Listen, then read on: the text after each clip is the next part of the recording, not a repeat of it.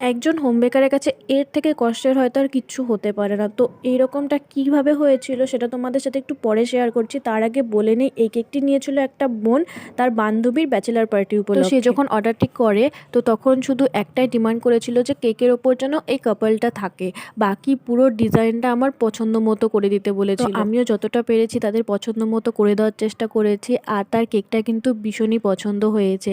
কিন্তু সে যখন কেকটা নিয়ে যায় তো তখনই রাস্তায় এইরকমভাবে কেকটা নষ্ট হয়ে যায়। তারপর যখন ফটোটা দেখি তখন যে কতটা খারাপ লাগছিল সেটা হয়তো আমি বলে বোঝাতে পারবো না। শুধু এটাই ভাবছিলাম যে তাদের সেলিব্রেশনটা পুরো নষ্ট হয়ে গেল। আর সত্যি কথা বলতে কি, আমাদের যে এই যে এতক্ষণের খাটনিটা তখনই সার্থক হয় যখন দেখি যে কাস্টমাররা কেকটি নিয়ে গিয়ে খুব সুন্দরভাবে একটা সেলিব্রেশন করতে পারে। সেটা দেখার পর না অনেকটাই শান্তি লাগে। তো যাই হোক, তো তোমরা কিন্তু অবশ্যই একটু কমেন্ট করে জানিও যে তোমাদের এই ব্যাচেলার থিমের কেকটি কীরকম লাগলো।